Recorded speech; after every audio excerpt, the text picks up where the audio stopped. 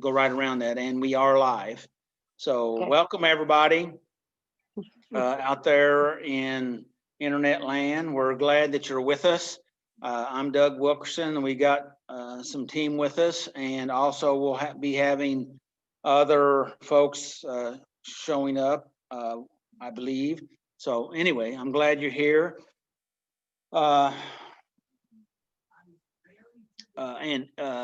And Lisa, if there's something you wanted to do on that particular area of step, you're welcome to do that. I was just going to cover the information that I have put together, and but you know, Zach is so thorough on his reflection. Probably I won't get to cover most of this information anyway. So it's kind of what I'm thinking. It's because of his you know, extreme brilliance. It's the reason why I'm saying that. So anyway, hey, I'm glad that everybody's with us. Anyway, I'd like to start off with a breathing exercise.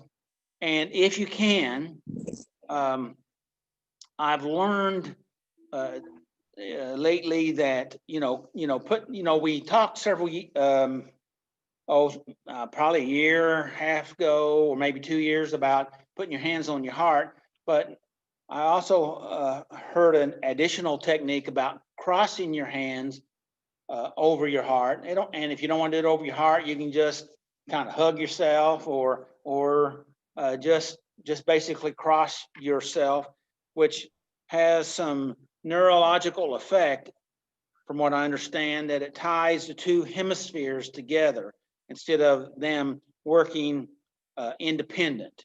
And it begins to help them to merge and helps us in our mental health issues. Anybody out there got any mental health issues? Well, the fact of it is we all got mental health issues. It's just it's in degrees, right? It's you know, depends on how much or how little, but we all got them. And so now some people don't like me to say that. You can't handle the truth. So anyway, let's don't get ugly all at once. So anyway, so let's take a deep breath in through your nose and breathe twice in on that exhale. Go. And then exhale slowly through your mouth. In through your nose twice. Exhale slowly through your mouth. One more time, twice. And exhale.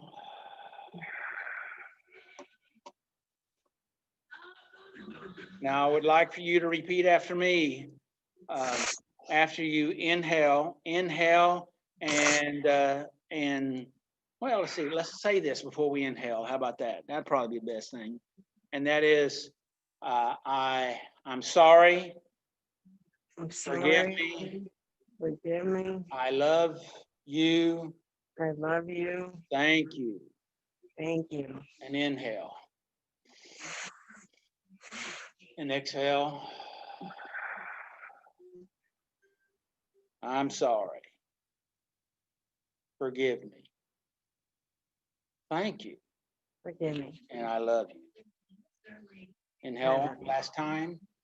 1, 2.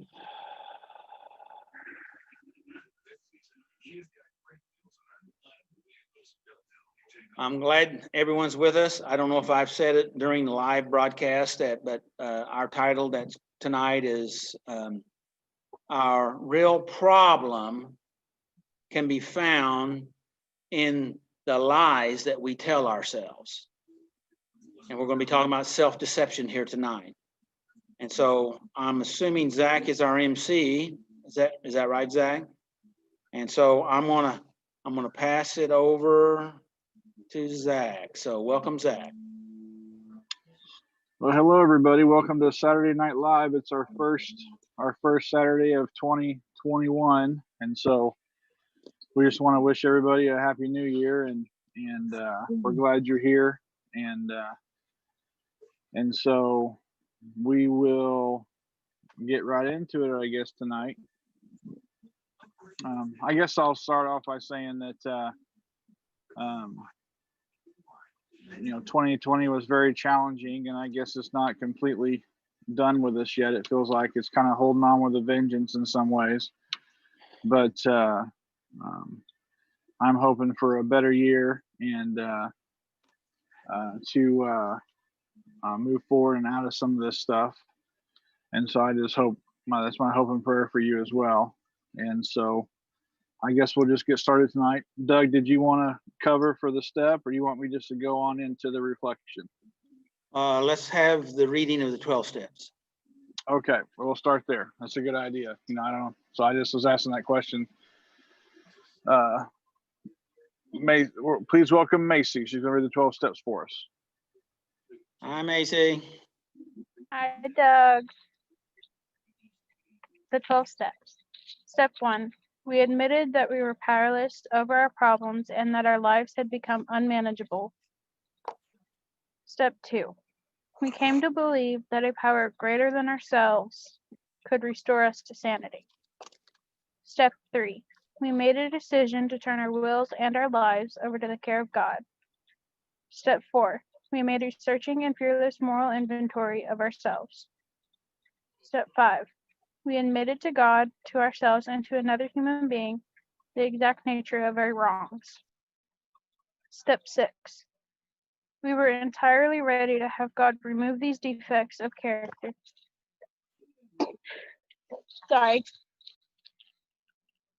Defects of character. Step 7. We humbly asked God to remove our shortcomings. Step 8.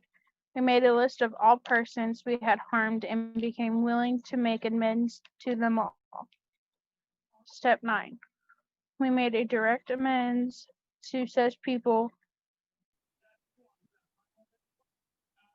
that when to do so would injure them or others. Step 10. Continue to take personal inventory when we did it. We got through prayer and meditation to improve our conscious contact with God, praying only for knowledge of His will for us and the power to carry it out. Step 12. We had a spiritual awakening as a result of these steps. We tried to carry this message to others and to practice these principles in all our affairs.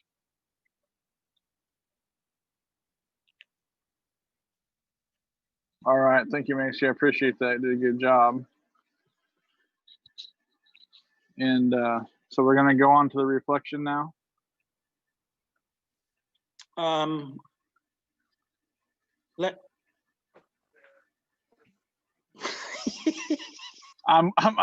waiting for a cue. We didn't cover it, so I'm asking.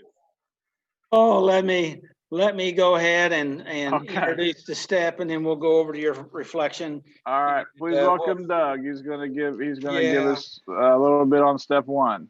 The confusion tonight, folks, is our person that was going to do the step. He picked a step, and then I just got a text saying that he wasn't able to zoom in. So we are going to.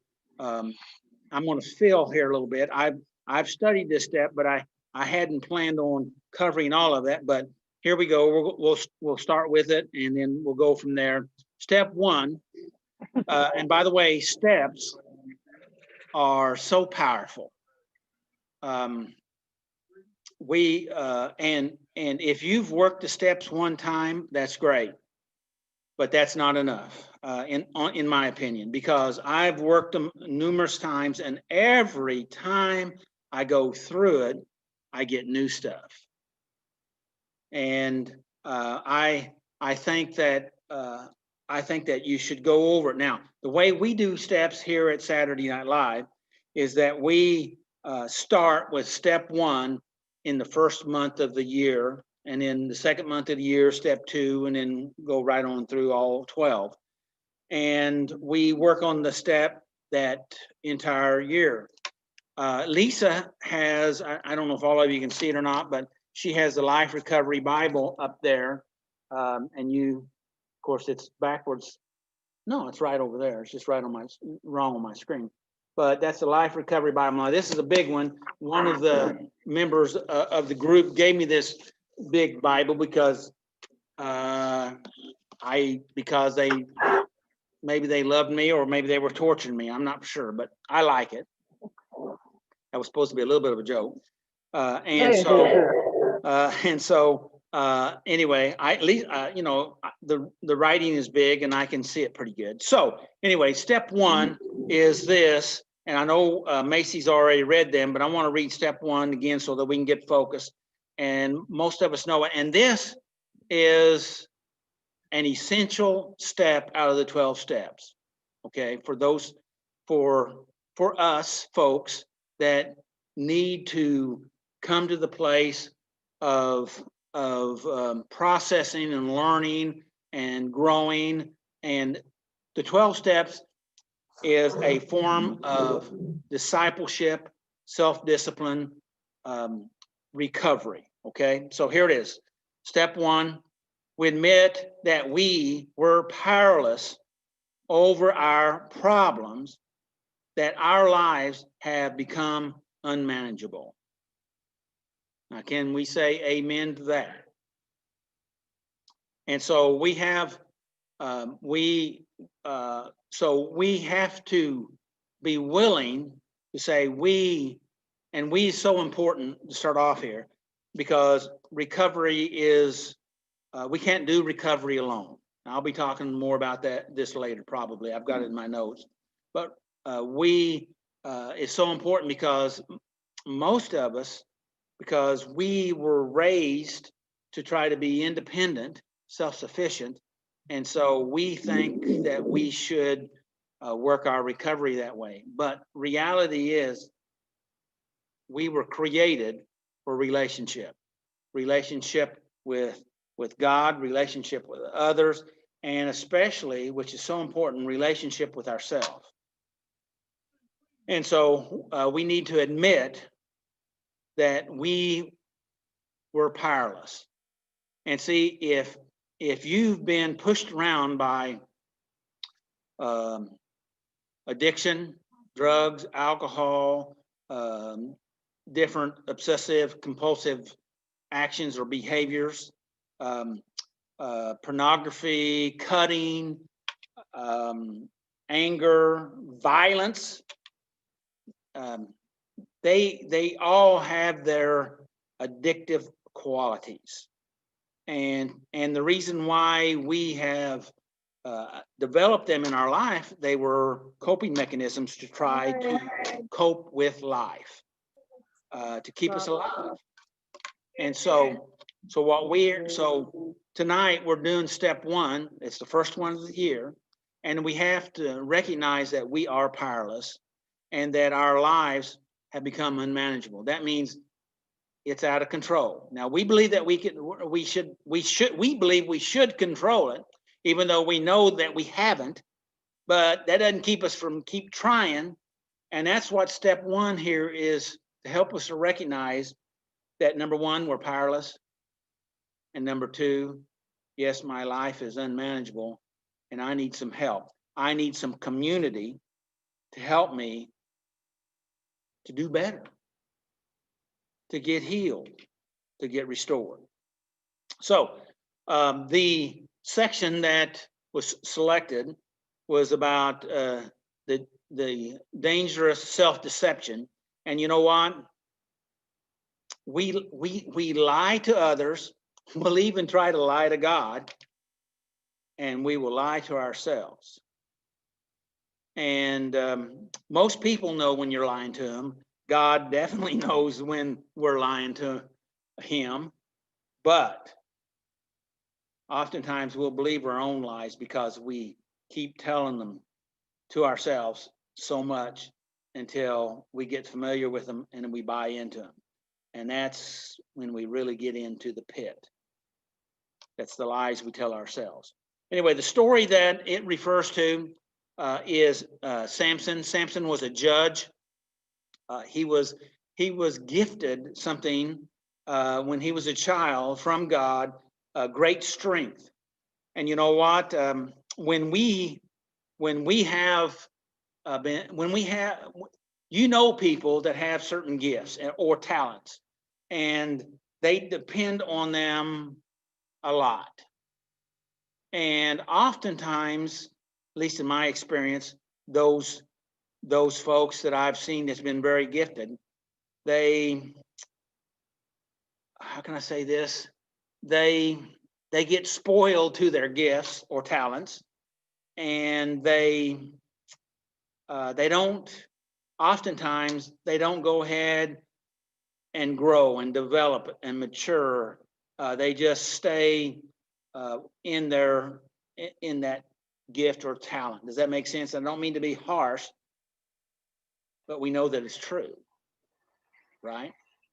And this character out of the Bible, he was a judge, Samson.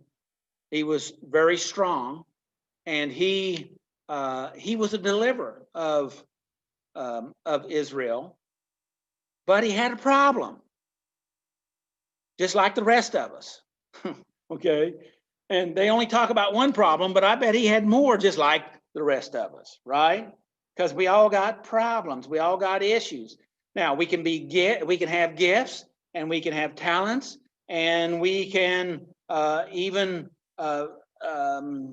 be spiritual, and still we can have problems.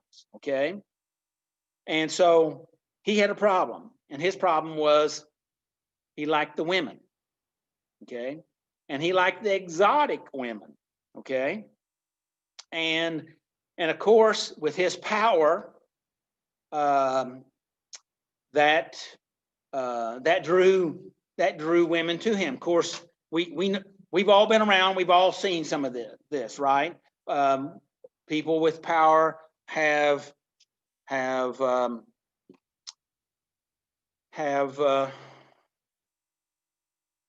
groupies, right? How about that? Is that a good word, groupies? And so here Samson had Delilah, and of course she's not the only one. She's just the last one of the series of ones that he had, because she was the last one. Okay, but she wasn't the only one. I don't know if I said that correctly or not, but from what I understand, okay. But Delilah, she wanted something out of him. She wanted to know his secret. And I'm really not going to go into the full story, because most of us know the story.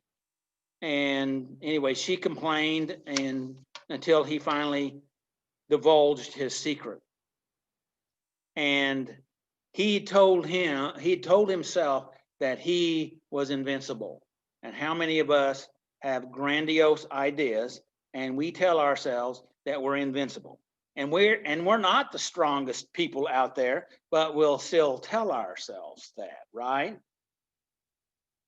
And so, and we'll believe it. Okay, we'll believe it. We'll believe that story that we tell ourselves, and we'll talk more about that later, I think. So here he. And if you don't know the story, you ought to go read it. It's out of Judges 16, 1 through 31. And that's in the Old Testament, by the way. And he finally told her a secret. They came in, because they came in every time. And every time he wasn't telling her the truth and setting him up to fail. And they always came in. And this is deception, because he felt like he was okay. All right. And we ought to learn from what happens to us. Okay. I was talking to a guy this week that he had a negative event that happened in his life. And I said, well, you had a reasonably good idea that something was up when you first looked at him, because you know the signs. And his first answer was, no. I said, really? Well, then he told me the truth. Yeah, but I did it anyway. you know, and there's reasons why, and we're not even going to go into all the reasons. But the primary reason is the thing that causes most addiction problems, and that's loneliness. Okay. And and we've gone through a time here, the holidays, which can make a lot of people lonely.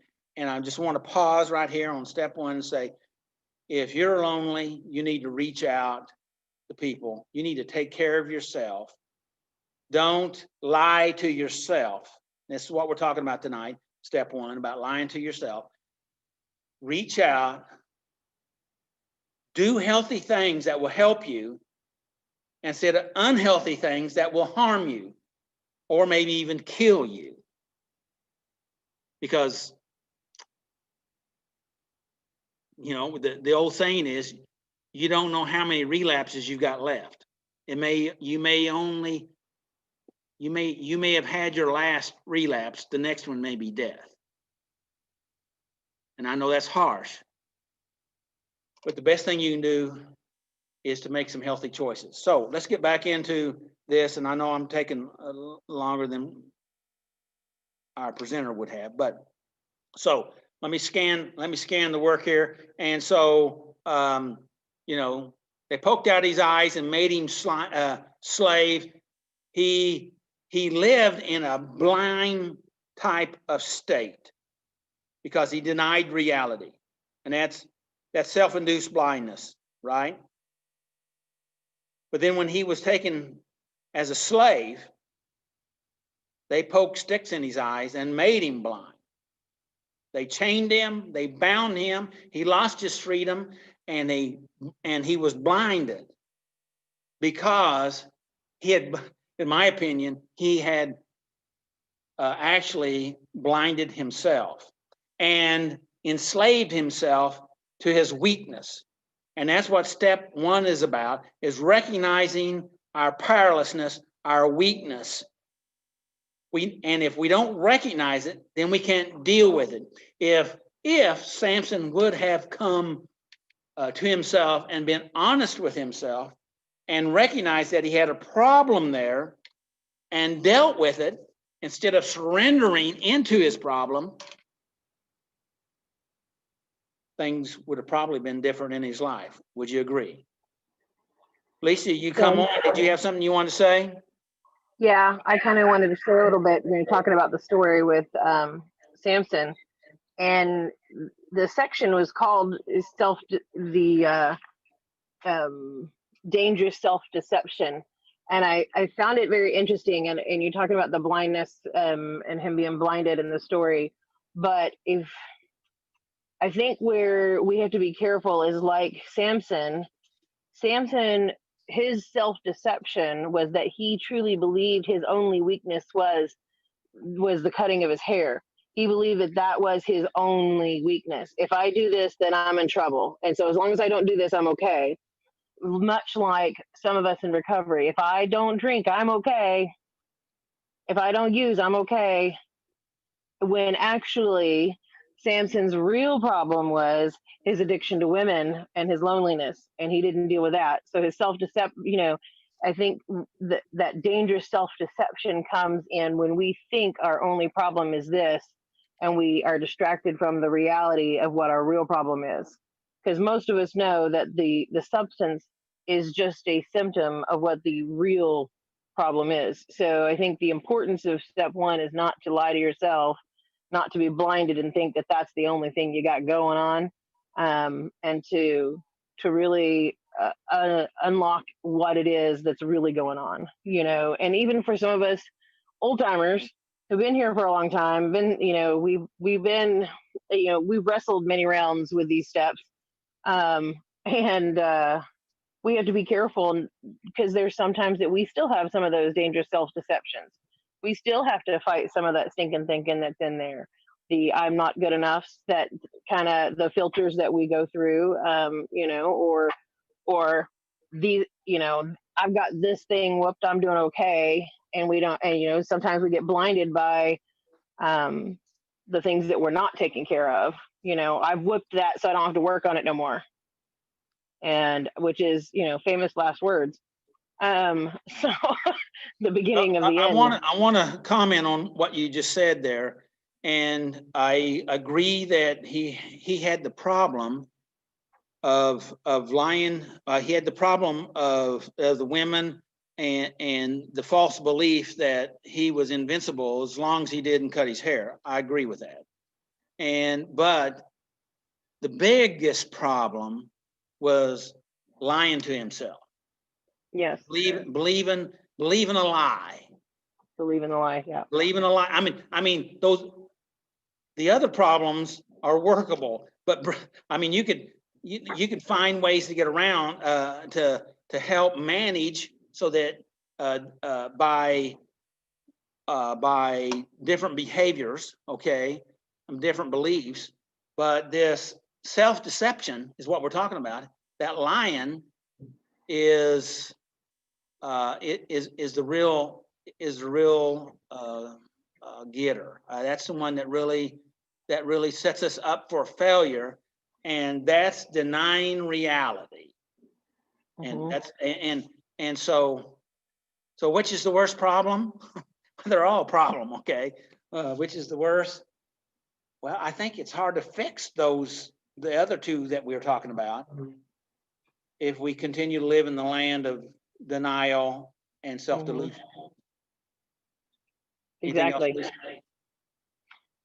No, this is kind of, that was the one thing that I wanted to kind of, say is just he bought into the lie. He truly believed that was his only problem, and that self-deception, and in the book it even asks you some questions about that, and it gets into more detail. Of course, I don't want to talk about that right now because I'm sure Zach will get into it, but we just got to be careful about that dangerous self-deception, because many of us in this step, in the beginning we believe if I just stop using, or if I just stop doing this thing, then I'm okay and I'll be better. And that's where that self-deception comes in. And then for some of us who've been here for a long time, well, I've dealt with that, so I'm better, and I don't have to keep dealing with that. I don't have to keep working at it. And so it's don't believe the lies. don't believe the things that you tell yourself, when maybe subconsciously you're self-sabotaging. So All just a right. thought. No, it's good though. I think I'm going to shut up right there myself and go on to the guy with the big brain. We'll go to Zach. Man, getting heavy in here with all this big talk. So, well, thank you, Doug and Lisa, for all that. It was really, really good. And we missed Doug number 2 tonight. If he's watching or was watching, we miss you, and we hope we can get you on here to do the step sometime soon. I'm going to do reflection tonight, and again, what Doug and Lisa were saying is really, really good. I wanted to touch on the loneliness part with the holiday thing real quick before I go into the reflection.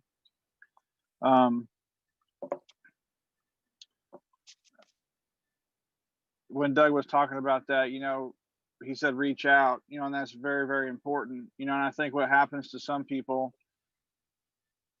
and this is what was true in my life, there were some times in my life that I was very alone, and the people that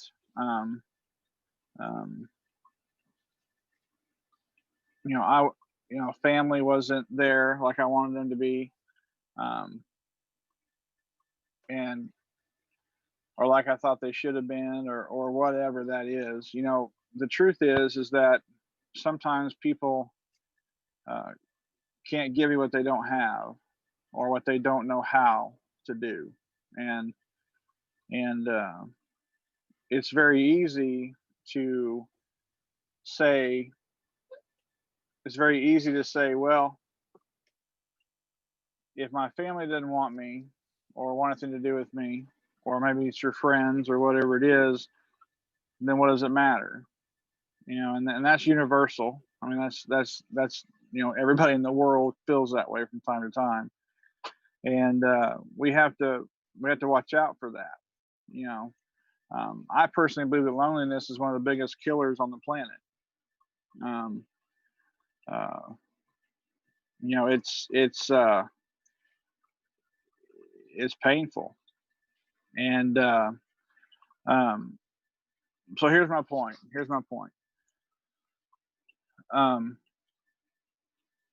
We have to become willing to build our own life, even if the people that we want to be in it don't want to be in it. And that's easy to say and it's hard to do, but we have to be willing to do that, you know, and we have to find enough value and worth in ourselves to stick around and do that. You know, I was reading some information the other day about there's a 2020 there's a large amount of suicides in 2020 due to how the virus changed our lives and we couldn't go out and do anything, but nobody wanted to report it and it was kind of covered up. And there's lots of reasons for those suicides. Lack of connection, lack of human touch, all the restrictions, the fear, and all those different kinds of things. But loneliness is a part of that. And my point is that everybody has worth and value, and no matter who you are, what you've done, you matter and you have worth and value. And you have to, if your family or your friends or whoever that is, your spouse or your kids or whatever it is, if they check out for whatever reason and they don't want to be in your life, you've got to build your own life anyway. And I know that's easy to say. You got to build your own life anyway, because you're here for a reason. You were born for this time for a reason. And my hope is that you will find a way to build your own life and allow the people in that God puts in your life, whether they're the people you want or not, and that you'll leave the door open for the ones that have let you down, that weren't there when you needed them. And but that you'll build your own life, because we need you. And don't fall into that lie that if your family or friends don't value you, that that you don't need to be here. Don't fall into that, because that's a lie. And so I'll get off that soapbox and move on. Step 1, I'm going to read the step real quick. So we admitted that we were powerless over our problems and that our lives had become unmanageable. We were powerless over our problems and our lives become unmanageable. So there's so many things that you can say about this step, and I'm going to give my reflection on this step. I remember the first time that I did this step, I had a hard time. First of all, I thought I could breeze through these steps. And I thought I was really something, that I was going to devote a week per step, right? What a saint, right? I was going to devote a week per step, even though it probably wasn't going to take me that long. I was going to make sure that I went through this book slow enough that I was going to devote 12 weeks to this book. And, because you know why? Because of that big brain we were talking about earlier. Yeah, that big brain. Yeah, that big brain of mine. Yeah, and that's an inside joke because my wife has superior intelligence. That's what Doug's messing with me on. But this big brain of mine decided that I was going to breeze through these steps, but I don't want to go through them too fast, because I want to devote some time, right? And I'll give each one a week, even though we're going to take me that long. I'll give them a week. And I think that this first step took me 2 or 3 months. The fourth step I know took me, minimum 4 months. Because they kicked my butt. You know, the truth is, if you really work the steps work you. You know, and that's not just a cliche. Um, they really work you. You know, and this step is extremely hard. Um, it was for me because I was a very hard individual. If for those of you that may not know me, I'm a big guy. I'm 6'3". Um, you know, I'm kind of a giant, and I've been through a lot of stuff in my life. I used to be a very violent person. Um, when I opened this book and read that, you know, I'm a powerless person, I didn't identify with that because there's not a lot about me that you know there's nothing that I identify with as being powerless, and and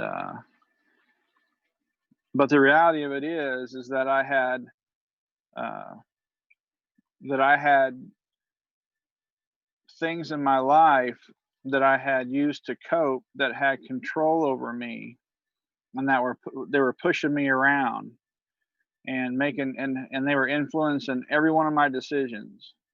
And you know, if you can imagine, you know, a hook in my mouth and it was pulling me every which way it wanted me to go. And you know, some of this stuff that we're talking about, you know, being self-deceived tonight, and I thought that I was in control, you know. And the reality of it is that I was powerless to all the things that I had let consume me, you know, that I had given my power over to. And the truth is, the first time I worked these steps, I was actually sober, you know. And the worst things in my life, um, you know, we've already kind of touched on it tonight with Lisa and Doug, but and they talked about, you know, Samson. The things that we cope with, drugs and alcohol, you know, anger, these addictions, these coping skills that we use, you know, pornography, you know, sex addiction, adultery, you know, I know I've known people that, you know, they steal things, you know, whatever it is that you do to numb out, escape, and distract yourself, that isn't the real issue. You know, why are you escaping? Why are you numbing out? Why are you disappearing? You know, that's a good question to ask yourself. But that's scary because, you know, we're usually running from that answer. And and that's why we escape, because we don't want to think about those things. We don't want to feel those things. Um, and so, you know, we use to escape. And so some things I wrote down, you know, some things I wrote down when I was studying, some things I wrote down when we were taught, when I was listening to Doug and Lisa talk. You know your limits. You know, we've said that different ways tonight, but it's you know, we have to quit lying to ourselves, and we have to know our limits. You know, like I've talked about it a lot. You know, I've got 15 plus years sober, and people would think, oh well, you know, you got it whooped. You know, but if I go to a gas station and I catch myself staring at the, you know, the airline bottles that are on the counter by the register, because they put them right there, you know, because they just want to help you out. They're just being convenient, you know, because maybe you don't want to walk all the way back in the back so they're putting it right there on the counter because they're nice. You know, they're just thinking about you. They just don't want you to have to walk all the way back there, you know. And it's just a shot, right? It's not a whole bottle. It's just, I'm being sarcastic, but that's what our mind does to us, right? We make excuses and allowances for this stuff. You know, it's not a whole bottle. It's just a shot. It's just a little bit. You had 15 plus years clean, and yeah, you got this whoop, man. You're not gonna. I mean, that's not gonna bother you. It's not. You're not gonna. I mean, you're not gonna get any more. You're just gonna do a little bit, right? If I catch myself staring at that little bucket of airline bottles, or I catch myself thinking like that way I just was talking, I leave. Even if I went in there to get a soda or something, or you know, a snack or whatever, I leave. And I get in the car and I go hit Sonic or something if I want to drink. And you say, oh, well, that's ridiculous. That's stupid. That's inconvenient. Well, that's a lot better than me thinking about that for the next 2 hours or the whole rest of the day. That's part of my recovery.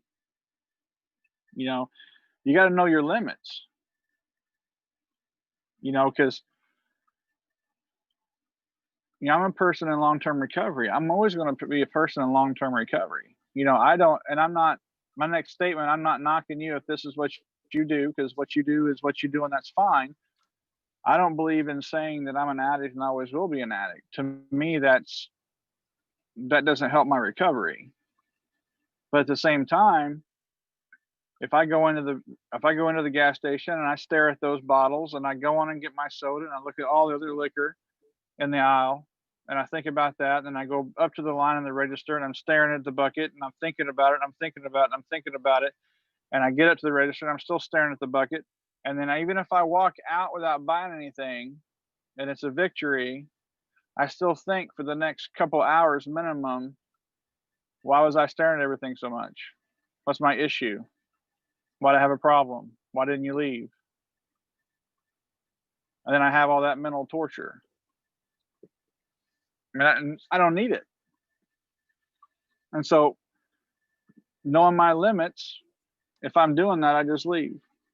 And I go hit Sonic because there's no liquor there. And so, that may seem ridiculous, but that's knowing your limits, and that's protecting your recovery. And there's nothing wrong with that. Zach, that's exactly what we were talking about with Samson, that he was living with his own lie about his problem. He was dancing with the problem, and you're describing about dancing with a problem, and you don't have to do the dance. Right. You don't have to. Yeah, you can go to Sonic. You can go to Sonic, and why do the dance? Why put yourself through that torture? Why do it? You know? And here's the deal.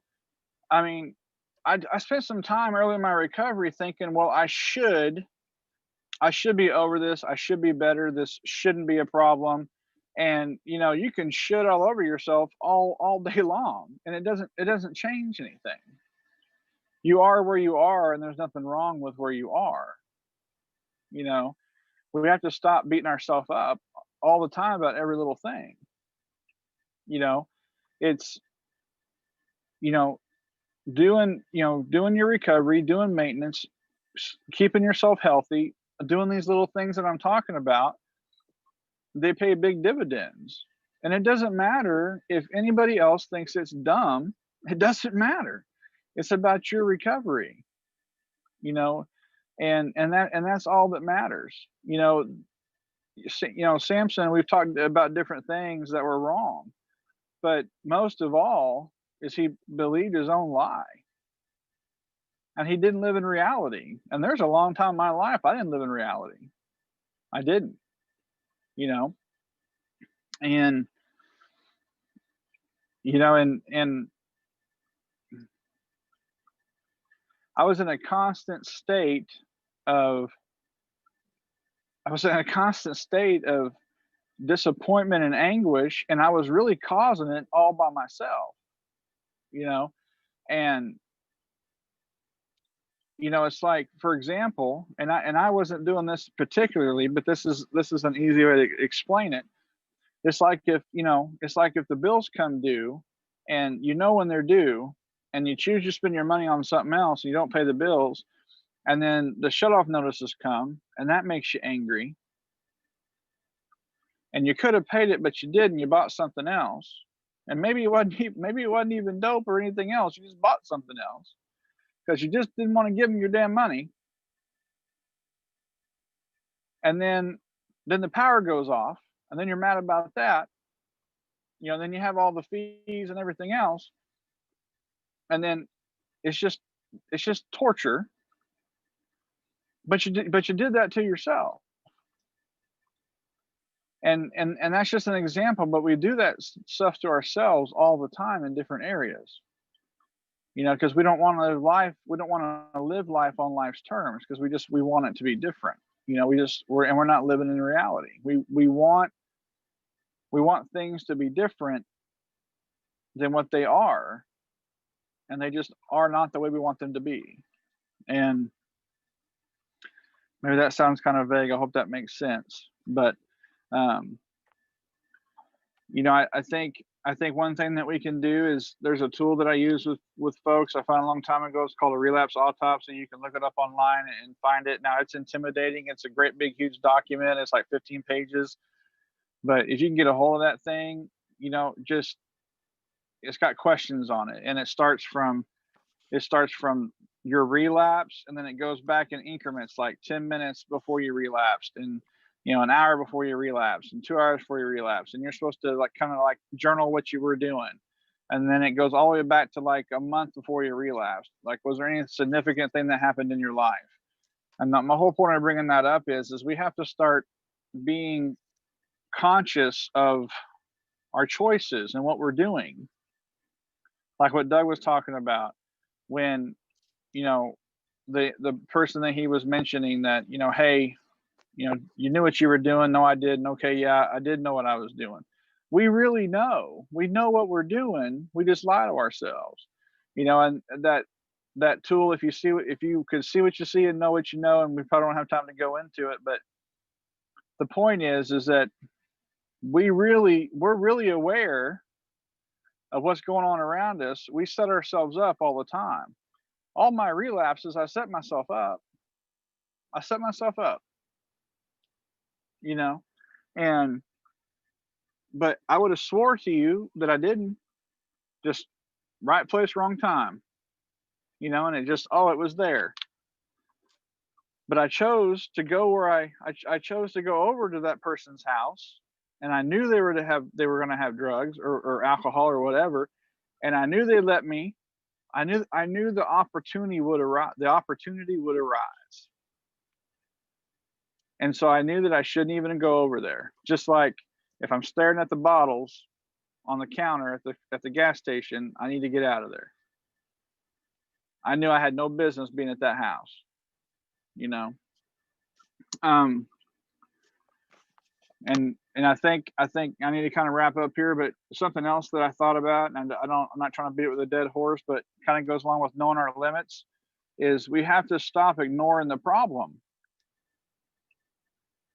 You know, and because we know there's a problem, and we just keep kicking the can down the road. And I know it's hard. It's really, really hard. It's hard because we got all this other stuff going on, and we just don't want to deal with it. It's just hard.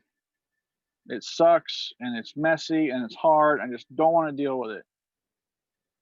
But nothing gets any better until we stop ignoring the problem and we deal with it. And so I'm going to read a question here real quick, and then I need to get off here. So, dangerous self-deception. What is so scary about telling the truth?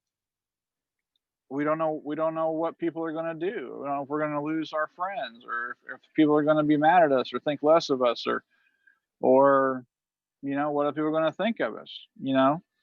And that's just kind of touching the tip of the iceberg, you know? I mean, how many times have you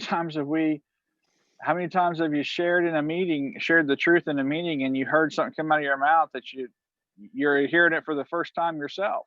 You know, you were saying it, but you were saying it for the first time yourself.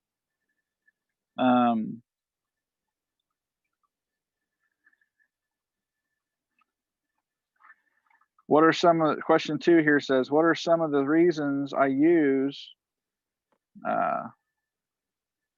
What are some of the reasons I use for starting my behaviors and substance abuse again? And you know, that kind of goes back, you know, why, I guess that's why am I relapsing, you know? And you know, we push ourselves over into that stuff, you know. One of the biggest reasons why I think people relapse is that we abuse ourselves, and we kick ourselves right back over into the same into the behaviors that we don't want to do. If we could become our own best friend, like Jordan Peterson says, if that's not what he says, that's what he means. If I could treat myself like somebody I'm responsible for caring for, that's what he says. You got me and Jordan Peterson mixed up. That's all I can say. If Jordan Peterson says, if I could treat myself like somebody I'm responsible for caring for, that's what Jordan Peterson says. Yes, he did. Yep, that's correct. Meaning that what that means to me is, if I could be good to myself, if I could be my own best friend, if I could be good to me, because if you're responsible for caring for somebody, you're not mean to them, you treat them good, because you don't belittle them, you support them. I mean, you help them get where they want to go, and you don't beat them up for their mistakes. And what's equally just as powerful, if not more, is what Doug says, which is, and then it goes together, it goes right there hand in hand, is instead of beating yourself up for your mistake, whatever that is, whether it be relapse or anything else, what did you learn? Stop beating yourself up, because it's going to do you no good at all. You think, whether conscious or subconsciously, that it's going to prevent you from doing it again. How's that working out for you? That's also a Dougism. How's that working out for you?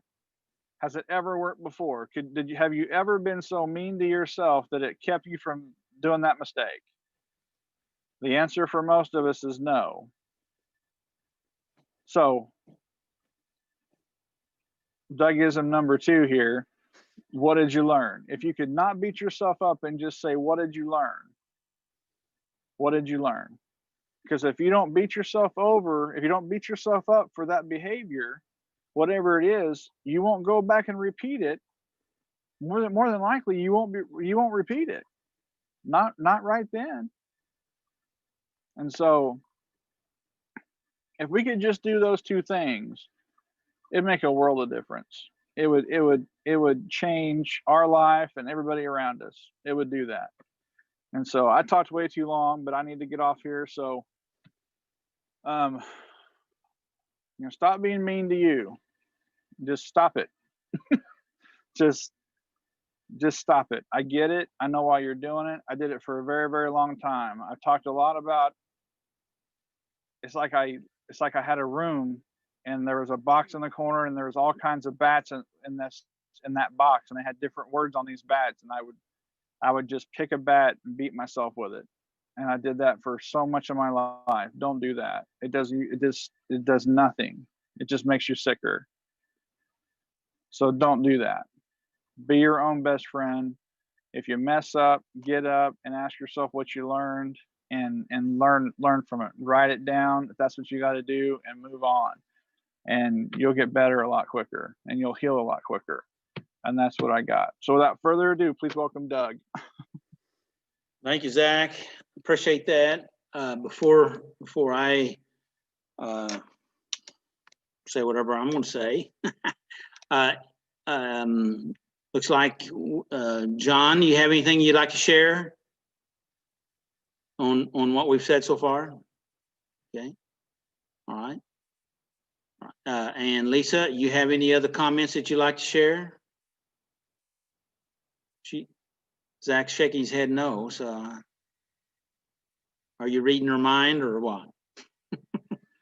She shook her head no. So. Oh, okay. All right. Well, thank you, everyone. We've lost a few through the process here, but thanks, Lisa, for participating, and Macy and Zach and John and Alicia. She was here earlier, and by the way, I talked with Bobby Geiger. He was supposed to be here. He was over the road. Actually, he's online with us now on Facebook, and he's got back into town, but he is listening. The message is, but he wanted us to pray for his baby. The baby is just a few months old.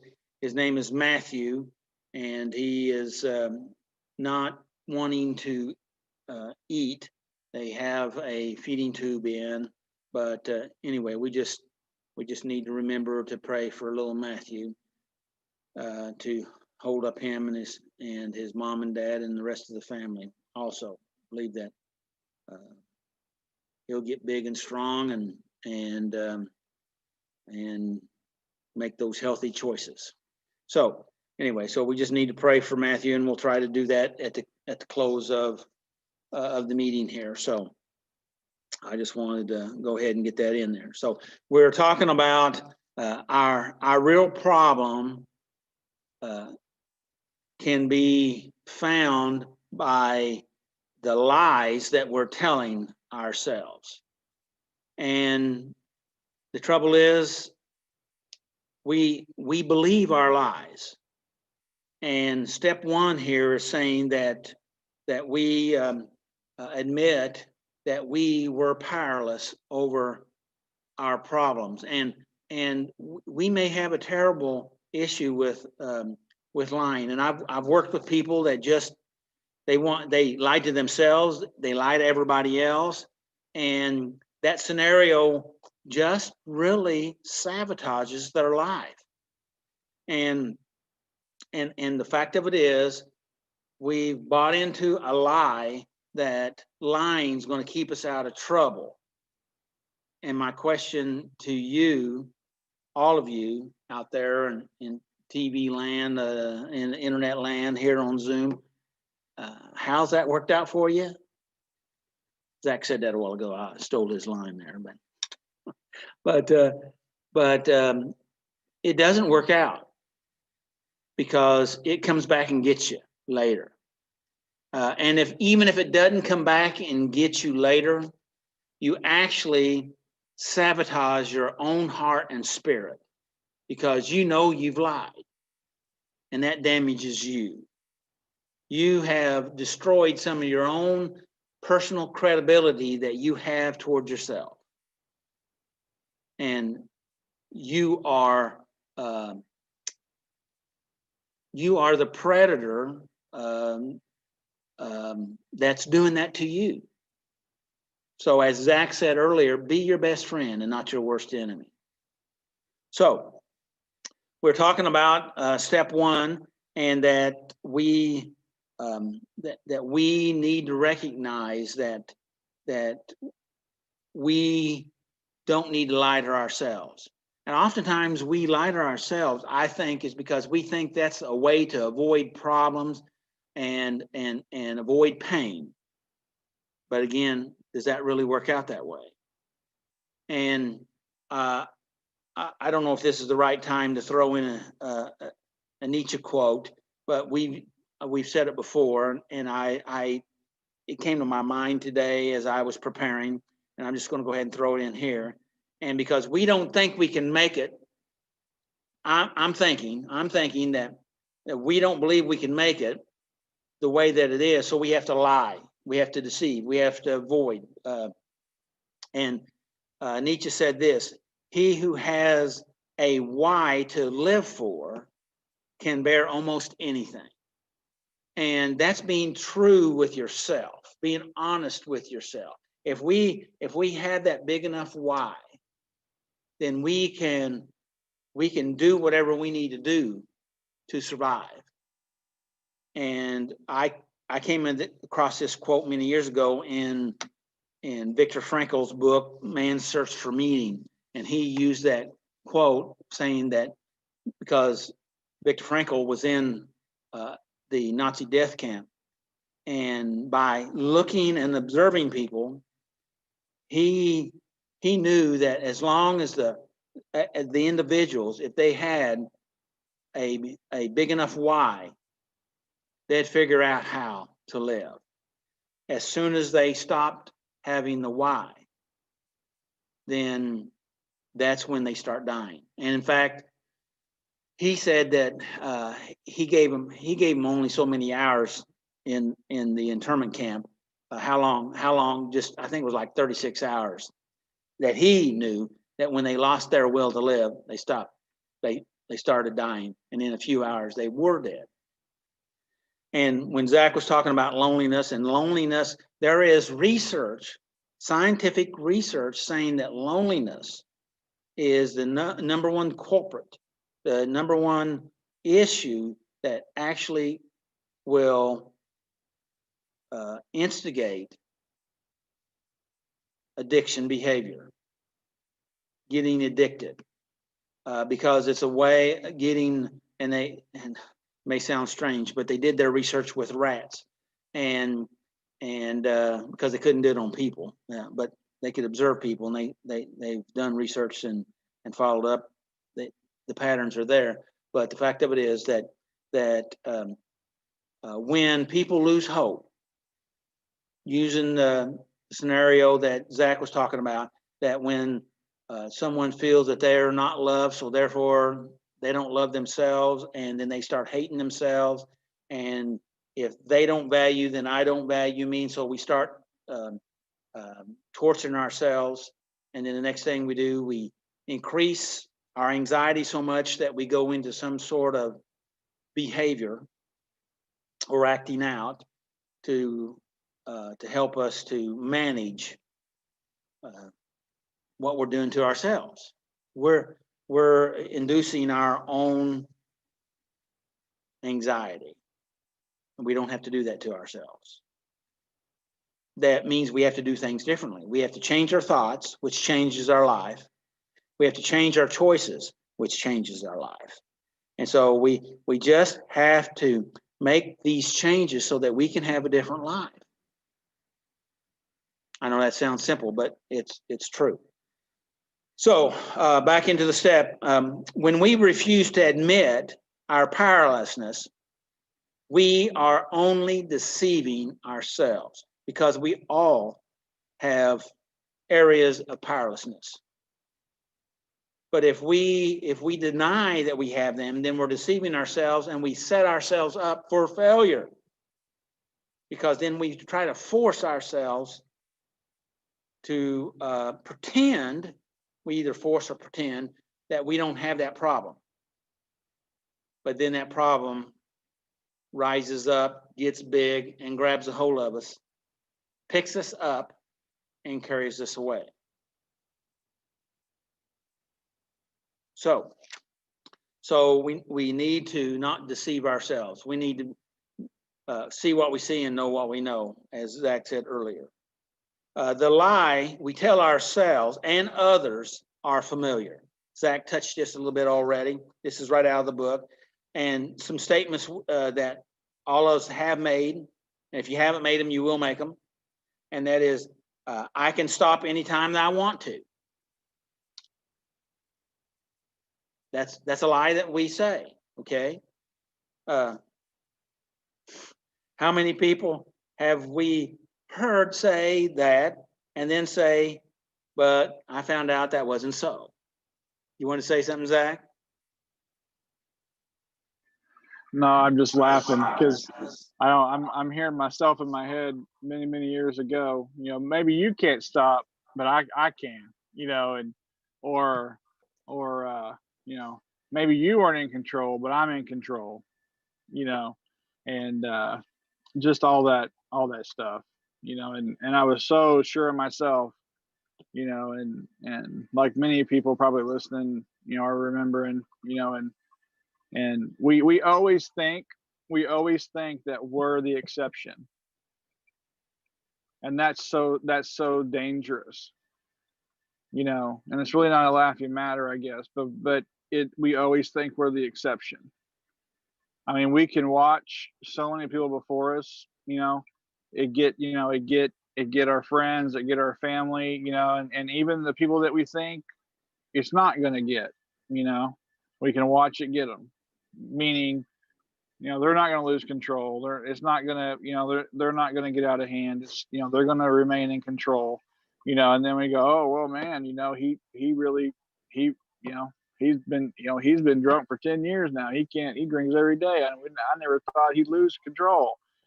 And the whole time we're not in control. We're just deceiving ourselves, but we think we are.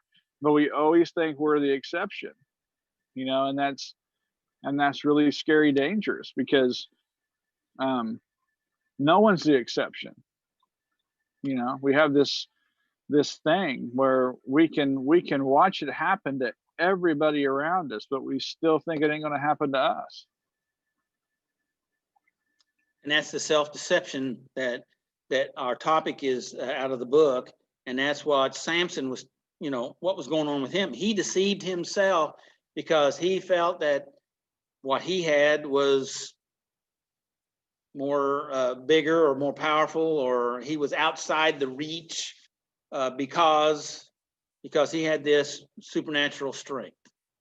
And yeah, I'm stronger than that guy. I'm tougher than that guy. Yeah.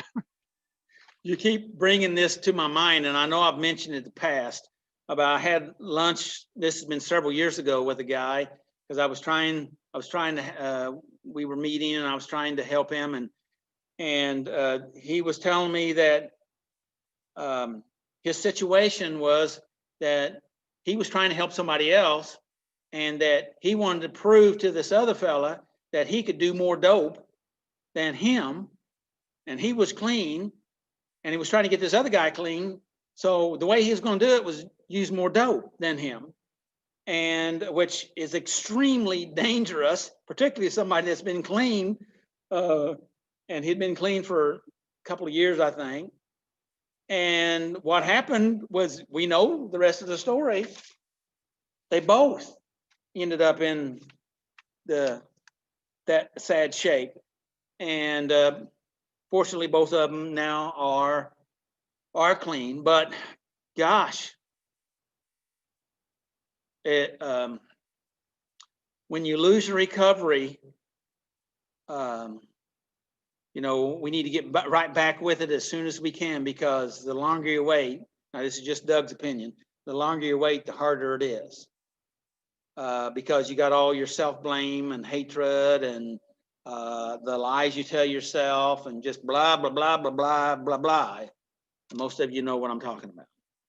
And so, and whether it's meth or alcohol or whatever behavior or substance, whatever it is, you know, the reason why you fell prey to that was because you were needing something to help you that was outside of yourself, but you didn't realize that you were really reaching outside of yourself, but you were reaching in the wrong direction. And we either don't want to do anything or we keep reaching the wrong way. Anyway, I'm not careful, I'll go into preaching there. So, but the lie, I was talking about the lie, the first lie, I only got to one, and Zach had, he had to comment on it, which was good. And it was, I can stop anytime I want to. We know that's the first lie. The second lie is I am in control, which you've already talked about, but you're welcome to make another comment if you want. I'm in control. It's a lie, right? Because the reality of it is we're not in control of anything outside of ourselves. The only thing we have control over is ourselves. But the trouble is, we're not very good at that. That's the reason why we have to have community. We have to have the we factor instead of the I factor. Because I think Jordan Peterson said this too, Zach, that our sanity, our mental health is really a product of not just ourselves, but the community that surrounds us, that the community that we allow ourselves to be in. And it's a shared process. I helping their sanity, them helping my sanity. And look, I'm not going to go there, but we have a shared collective sanity process. And that's the reason why the people, places, and things are so important for us to be aware of, so that we make those selections. And Samuel broke all of those things. So that was number two. And and Zach touched on this one. This one won't hurt anything. One is all right. Just one, right? Just one. I can get by with one. Just a little. I won't even swallow the whole bottle, that shot bottle. Okay, just half of it. And then, well, nothing happened with half of it, so why not the other half? And 2 bottles, 3 bottles, and then after that you lose count. You keep going until normally the money runs out. And so and that's and again, that's self-deception. We set ourselves up, and we inch closer to disaster by making those subtle lies to ourselves.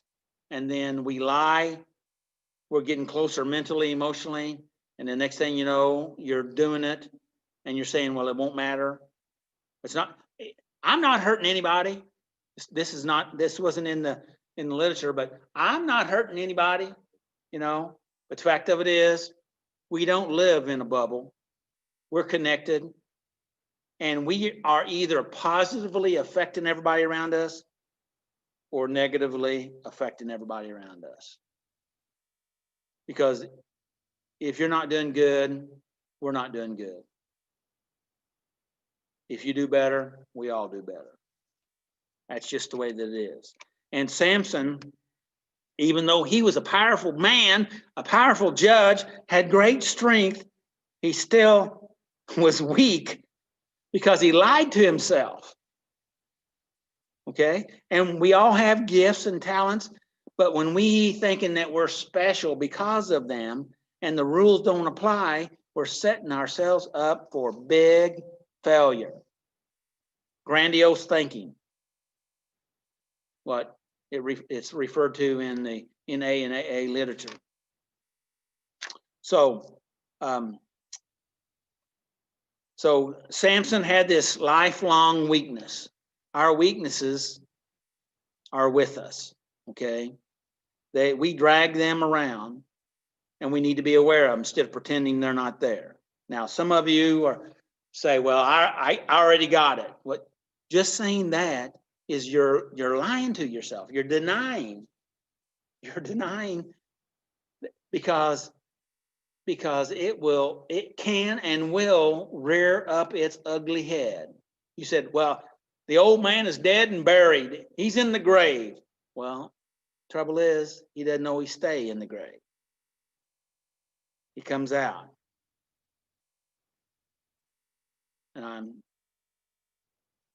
And the only way for us to keep him buried or her buried is that we recognize that we can't feed. Lying and pretending that it's not there is only feeding the monster. Yeah.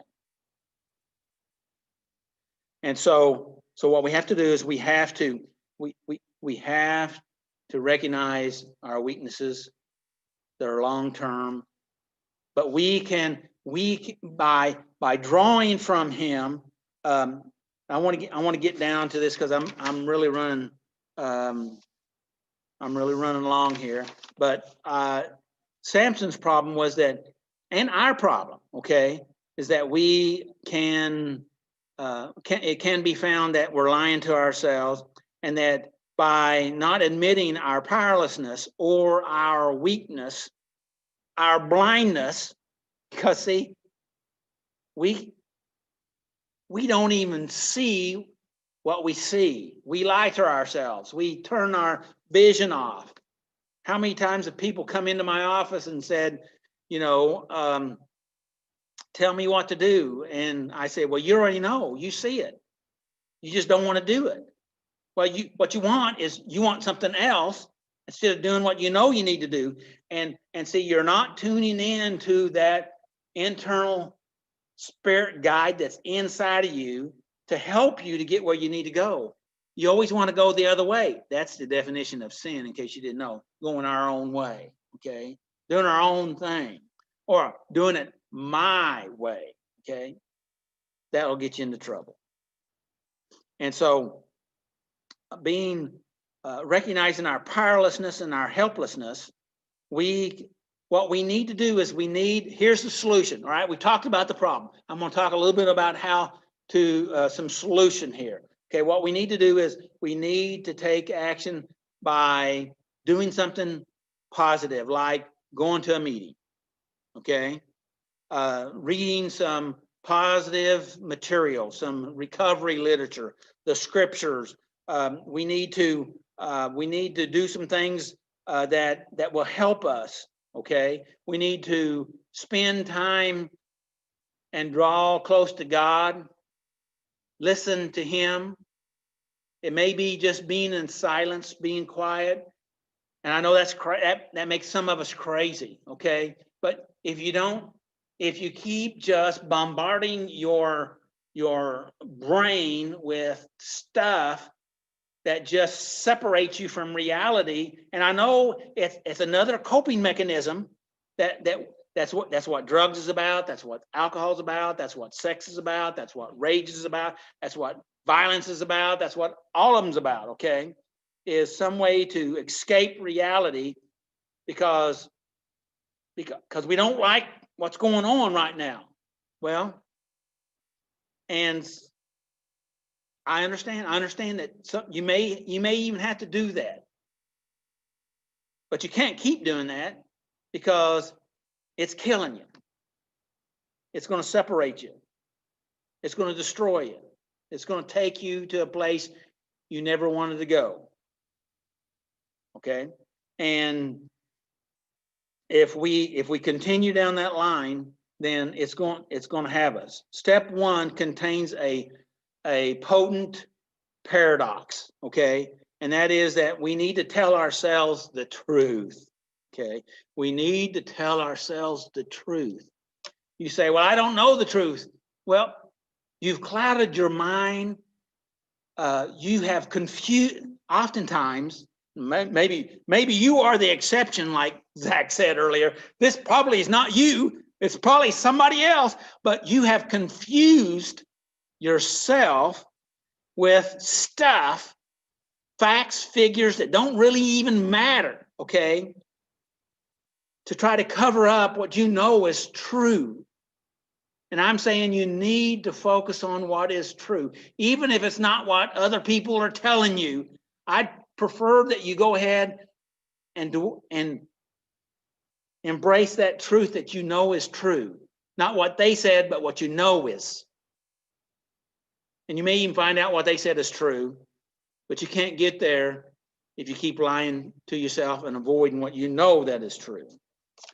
And so I know that's kind of heavy, and I was going to say I'm sorry, but I'm not. Okay, it's still the truth, and that we need to choose.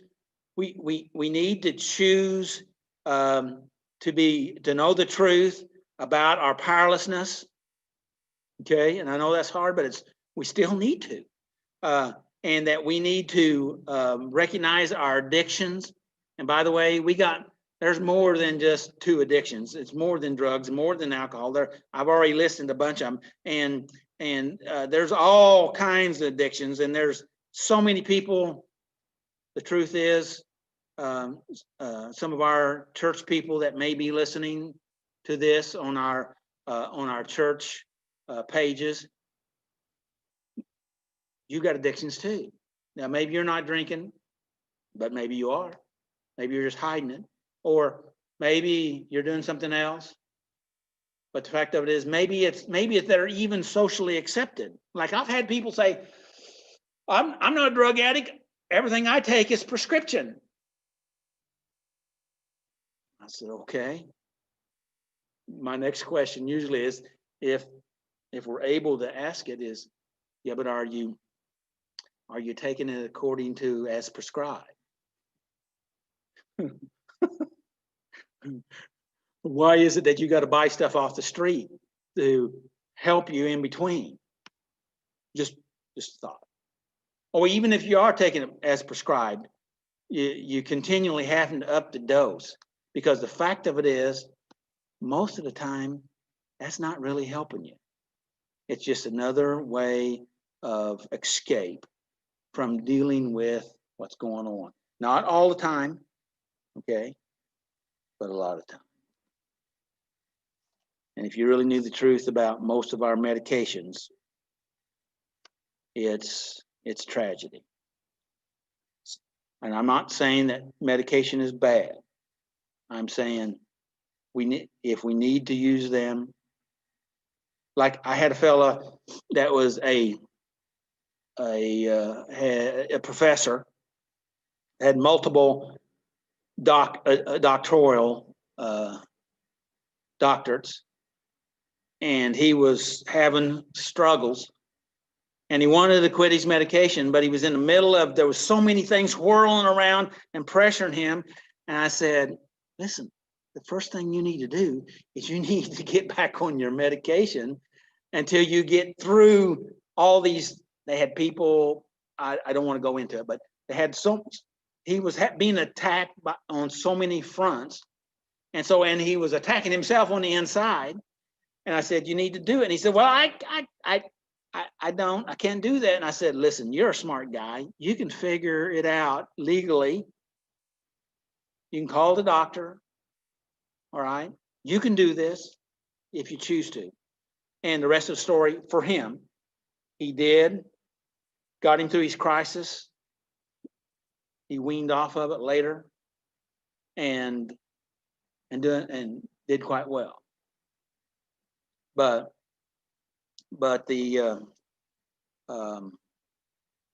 some people, and I know I may be an exception here, Zach, that I told him that's what he needed to do, and he believed me, and because that's what he did need to do at that particular moment, okay? Because it wasn't, what he was doing wasn't helping him. It was actually harming him. It was making him worse, okay? He was not stable, and he's very smart, okay? Very smart, okay? So anyway, let's get off that.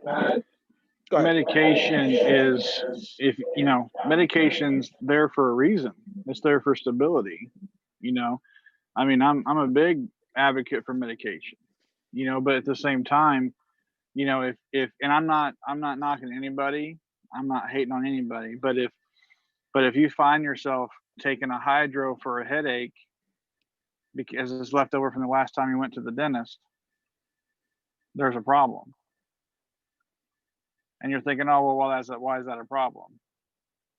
There's a problem, you know, and, you know. And if you don't think it's a problem, you're lying to yourself, right? Let's just say it. Yeah, because what happens is it's a little by little, and then we get addicted to these things that destroy our health, and they destroy, and those medications, if even prescribed for the right reasons, can harm us, you know.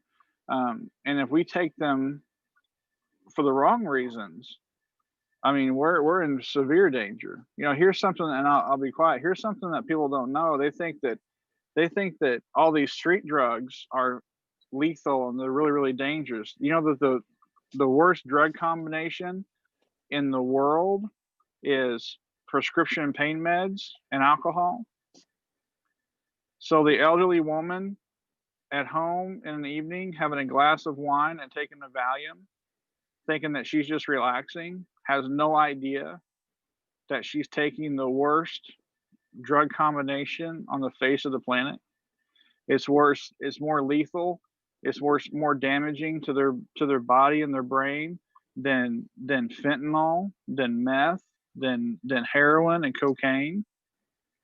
And it's extremely addictive. You know, and so, you know, there are millions and millions of people that are doing that because I just need to wind down or relax, and they have no idea what they're doing to themselves, and how it just takes just a little bit of a push, and you are it's over your head, and you're taking way more than you ever imagined that you're taking. And that's correct. Hydro, Go ahead. hydro for a headache, and you know, next week it's a hydro for everything. That's and that again, that's that self-deception we're talking about. We deceive ourselves, and it's because with that scenario you set out there is because the only way that we can really survive is to be able to develop some emotional endurance and be able to deal with life in a sober way. And the fact that if we're not sober, we feel that we're dealing with life in an appropriate way, but the fact of it is, we have a distorted view of ourselves and what's going on because we escaped reality. And the rest of the story is that combination of drugs and alcohol, you know, it affects your brain, it shuts down your breathing, and you can stop breathing. And you say, well, you know, and it has to do with your metabolism, and you just don't know. You just don't know. But the fact of it is, we need to stop lying to ourselves. We need to find healthy ways of that we implement self-care. Those healthy ways we're talking about: going to meetings, get in the literature, getting maybe, you know, get into your pastor or a counselor or somebody to help you to address, to work on your process, what's happening in your life. Yes, your situation could have been started and probably was started because of some trauma in your life and a scenario of trauma. And once you've experienced the trauma, you're more susceptible to traumas after that. It takes less of a trauma to be traumatized after you've had the trauma, because you've already started down that road, and that's not where we're going tonight, but it's still true. And so what we have to do is we have to stop sabotaging ourselves. We have to stop blinding ourselves, and we have to recognize our weak areas so that we can be stronger.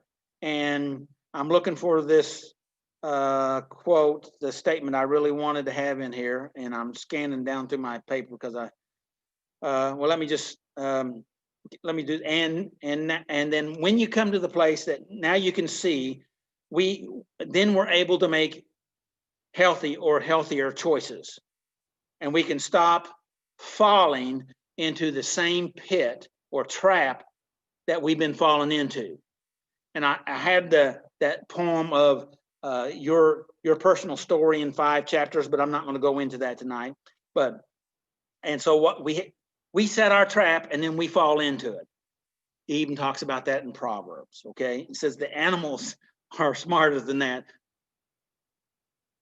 but the unsaid thing is, well, oftentimes we're not. So we must change our mindset. Okay, we have to change it. We have to change it from the I to the we. And here is this. I'm going to back up my notes, and we need to tell ourselves the truth about our powerlessness and overcome our addictions. When we receive the truth, this is big, in my opinion. This is part of the solution here. When we receive the truth that we'll tell ourselves, then actually what we're doing, we're giving ourselves the power to make a choice. Because when we're lying to ourselves, we're continually putting ourselves in bondage. We're blinding ourselves. We're eliminating our ability to choose and to turn into healthy choices. In other words, make healthy choices. And so we have to come to the place and we say, wait a minute, I've done this sick thing enough times, I'm ready to do something else. And even if you don't know what to do, but I've already told you something to do, but even if you don't know what to do, if you just stop doing what you've been doing, then you have at least a 50-50 chance of doing something that will be healthy and constructive. And if you find out it's not, then stop doing that. Okay? Stop harming yourself mentally, emotionally, spiritually. Okay? Socially. Now, we need to invest ourselves into community, healthy community. You've already invested yourself into unhealthy communities, I would guess. And so, and even God has given us an example of the importance or the value of community, because he lives in community. It's the Father, Son, and the Holy Spirit. That's community. Okay. And he wants to live with us. And we need to recognize our humanness, and we need to recognize our rebellious nature. Zach kind of referred to some of that. He didn't use that terminology, but that rebellious nature, and we need to deal with our rebellious nature. If we can't deal with it, who can? Yeah, they can lock you up, but that doesn't change the rebellious nature, right? Right? Okay, and like I've said at the times past, if you don't control yourself, you eventually will come into the place where somebody will have to control you, and that's not good. And no matter how strong you think you are, and even Samson thought that he had it. I mean, nobody could whip him, but finally he came to a place that they kept searching. And if you don't control yourself, you'll eventually come to a place that somebody will control you in some way, and you're probably not going to like it. I think that's a pretty good guess. But if we can learn to control ourselves, if we can control that rebel inside of us, if we can just, one of the ways you control yourself is stop lying to yourself.